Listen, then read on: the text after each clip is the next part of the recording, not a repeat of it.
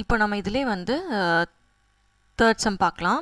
இப்போ பார்த்தீங்கன்னா இங்கே வந்து இதில் 90 டிகிரின்னு கொடுத்துருக்காங்க. அதாவது இந்த மாதிரி ஆங்கிள் கொடுத்தாலே நமக்கு தெரியும் இது 90 டிகிரி அப்படின்னு. ஸோ இது 90 டிகிரினா உங்களுக்கு இப்படி வந்து குழப்பறதுக்காக கொடுத்துருக்காங்க எக்ஸ் அப்படிங்கிறது. ஸோ இதுவுமே பார்த்தீங்கன்னா எக்ஸுமே வந்து 90 டிகிரி தான். அதாவது இது வந்து பைசெக்ட் ஆகுது, கரெக்டாக இன்டர்செக்ட் ஆகுது. ஸோ இது 90னா எக்ஸுமே வந்து 90 தான். உங்களை கன்ஃபியூஸ் பண்ணுறதுக்காக இப்படி ஆங்கிள் கொடுத்துருக்காங்க. ஸோ இந்த ஆப்போசிட் ஆங்கிள்ஸ்னு வச்சாலும் சரி, அல்லது வந்து இந்த இந்த 4 ஆங்கிளுமே 90 டிகிரி தான். இங்கே பார்த்தீங்கன்னா இது 90, இதுவுமே 90, இதுவும் 90, எல்லாமே 90 degree. So x equal to 90 degree. So x equal to 90 டிகிரினா ஒய் கண்டுபிடிக்கணும். அப்போ நம்மளுக்கு தெரியும் ஒரு ட்ரையாங்கிளுடைய சம் ஆஃப் ஆங்கிள்ஸ் 180 டிகிரி, கரெக்டாக? ஸோ அப்போ என்ன எழுதலாம்? 90 plus 30 plus y is equal to 180 degree. அப்போ நமக்கு என்ன வரும்? 120 plus y is equal to 180. y is equal to 180 minus 120. இப்போ y is equal to 60 degree. இப்போ நீங்கள் வந்து y கண்டுபிடிச்சிட்டிங்க. x நமக்கு தெரிஞ்சிச்சு 90ன்னு, yயும் தெரிஞ்சிருச்சு. இப்போ z என்ன? இப்போ பார்த்தீங்கன்னா y வந்து நமக்கு 16 நமக்கு தெரிஞ்சிருச்சு. ஸோ இப்போ yயும் zட்டும் பார்த்தீங்கன்னா ரெண்டுமே வந்து ஆல்டர்னேட், கரெக்டாக? ஸோ y வந்து 60. அப்போ yயும் zட்டும் வந்து ஆல்டர்னேட் ஆங்கிள்ஸா? ஸோ ஆல்டர்னேட் ஆங்கிள்ஸ் வந்து equal. So alternate angles R equal. அப்போ y is equal to z. அப்போ நமக்கு y ஏற்கனவே தெரியும் 60 டிகிரின்னு. அப்போ z is equal to 60 degree. அப்போ ஆன்சர் என்ன? ஆன்சர் வந்து x equal to 90, y is equal to 60, z equal to 60. The answer. இப்போ நம்ம இந்த ஃபோர்த் சம் பார்க்கலாம். இங்கே பார்த்தீங்கன்னா 80 கொடுத்துட்டாங்க.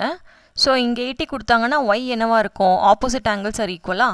So sum number 4, opposite angles are equal. அதனால் hence y is equal to 80. ஏன்னா இங்கே வந்து 80 இருக்கனால yயும் 80. அதுக்கு அடுத்தது பார்த்தீங்கன்னா y 80ங்கிறனால இந்த yயும் zட்டும் பார்த்தீங்கன்னா ஆல்டர்னேட்டாக இருக்குது. yயும் zட்டும் ஆல்டர்னேட்டாக இருக்குது. So alternate angles are equal. Alternate angles are equal. அப்போ என்ன வரும்? y is equal to z. அப்போ ஏற்கனவே நமக்கு தெரியும் y 18 கண்டுபிடிச்சிட்டோம். அப்போ z equal to 80 டிகிரி. இப்போ அடுத்து என்ன இருக்குது? x மட்டும் தான் கண்டுபிடிக்கணும்.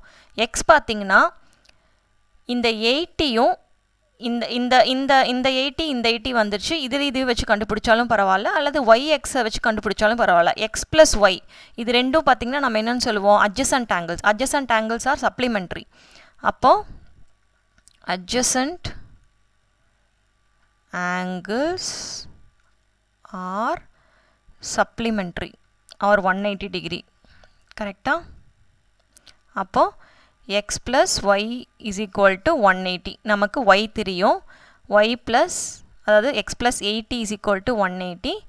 x equal to 180 minus 80 is equal to 100.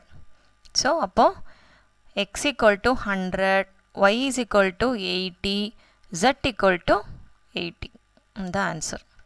இப்போ நம்ம சம் நம்பர் 5 பார்க்கலாம். சம் நம்பர் 5ல் என்ன கொடுத்துருக்காங்க? இங்கே வந்து 112 கொடுத்துருக்காங்க. ஸோ 112 கொடுத்துருக்கனால ஆப்போசிட்டில் தான் இந்த y இருக்குது. ஸோ இதுவும் கண்டிப்பாக 112 டிகிரியாக தான் இருக்குமா? So opposite angles R equal. அப்போது y is equal to 112.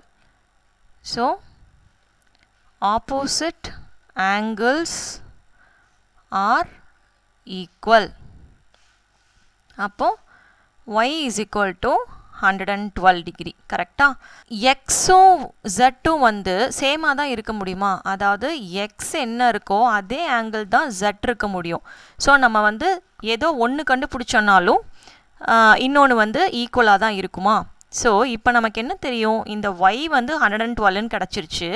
இந்த 40 + z, அதாவது 112 + 40 + z, இந்த மூணும் சேர்த்து 180 இருக்குமா? ஏன்னா adjacent angles வந்து 180 டிகிரி.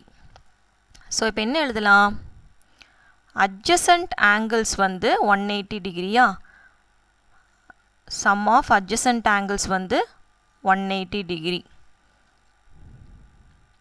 அப்போது என்ன ஆகும்? y + 40 + z = 180 degree. நமக்கு y என்னன்னு தெரியும்? 112 அப்படின்னு தெரியும். அப்போ 112 + 40 + z = 180. அப்போ என்ன வரும்? 152 + z = 180. அப்போது z = 180 - 152. அப்போ என்ன வரும்? z = 28. 28 டிகிரி தான் z. அப்போது இது 28 டிகிரி அப்படின்னா x என்னவா இருக்கும்? xம் வந்து 28 டிகிரியாக தான் இருக்கும். ஏன்னா xம் zம் வந்து alternate angles. அப்போது என்ன பண்ணலாம்? x and z are alternate angles. So alternate anglesங்கிறதுனால x is also equal to 28 degree. இதுதான் ஆன்சர். இப்போ நம்ம சம் நம்பர் 3 பார்க்கலாம். Can a quadrilateral ABCD can be parallelogram? ஒரு quadrilateral ABCD parallelogram-ஆ இருக்கலாமான்னு கேட்டிருக்காங்க.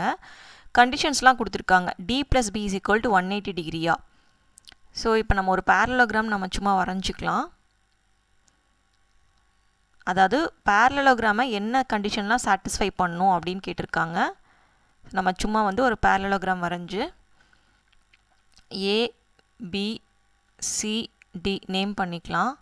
ஸோ அதான் கொடுத்துருக்காங்க. Can a quadrilateral ABCD be a parallelogram if angle D and angle B is equal to 180 degree?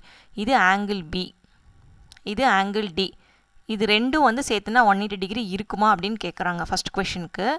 Can be இருக்கலாம், but need not B.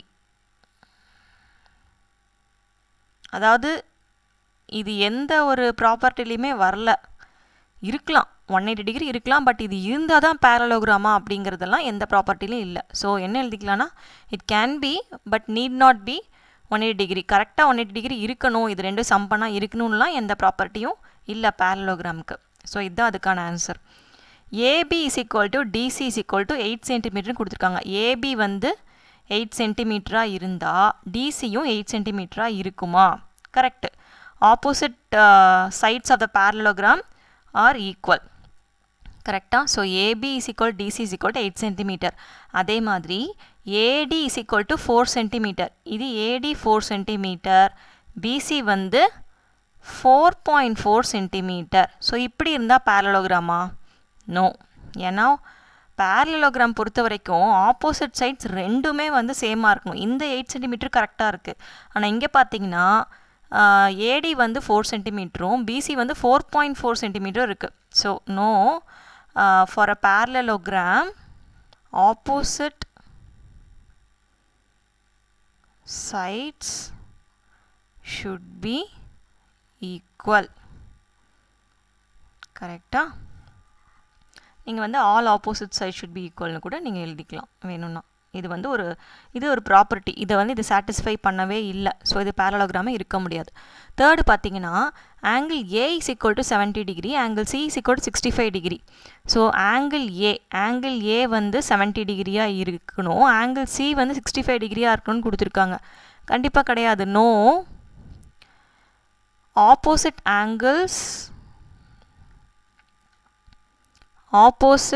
angles of a parallelogram should be equal. கரெக்டா? அந்த கண்டிஷனையும் இது வந்து satisfy பண்ணல. Opposite angles ஈக்குவலாக இருக்கணும், opposite sides ஈக்குவலாக இருக்கணும், அப்படிலாம் இருந்தால் தான் வந்து அது parallelogram. ஸோ இந்த எந்த கண்டிஷனையுமே இதை சாட்டிஸ்ஃபை பண்ணவே இல்லை.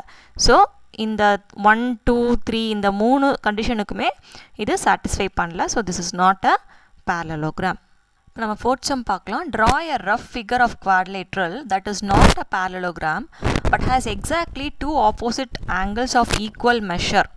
ஸோ இது ஞாபகம் வச்சுக்கோங்க. கண்டிப்பாக வந்து கைட்டுக்கு தான் இந்த ப்ராப்பர்ட்டி இருக்கும். அதாவது குவாட்ரிலேட்ரல் இருக்கணும், அந்த குவாட்ரிலேட்ரல் பேரலோகிராமாக இருக்கக்கூடாது. அப்படின்னா ஆல் ஆப்போசிட் சைட்ஸ் வந்து ஈக்குவலாக இருக்கக்கூடாது. But has exactly two opposite angles of equal measure. So kite பார்த்தீங்க அப்படின்னா கைட்டில் வந்து ரெண்டு ஆப்போசிட் ஆங்கிள்ஸும், அதாவது இந்த ஆப்போசிட் ஆங்கிளும் இந்த ஆப்போசிட் ஆங்கிளும் என்னவா இருக்கும், ஈக்குவலாக இருக்கும். ஸோ கைட்டுக்கு தான் அந்த ப்ராப்பர்ட்டி இருக்குது.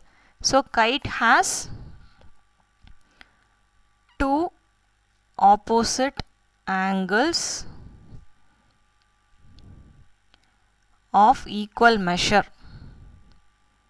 ஸோ நீங்கள் வந்து கைட் அப்படின்னு எழுதுனீங்கன்னா போதும். கைட்டு ஜஸ்ட்டு நீங்கள் வரைஞ்சிங்கன்னா போதும். ரஃபாக வந்து நீங்கள் கைட்டு வரைஞ்சி இப்படி வந்து ஜஸ்ட்டு வந்து ஒரு சிம்பிள் கொடுத்துக்கோங்க. ஸோ இதுதான் வந்து டூ ஆப்போசிட் ஆங்கிள்ஸ். இது ரெண்டும் கைட்டில் வந்து ஈக்குவலாக இருக்கும்.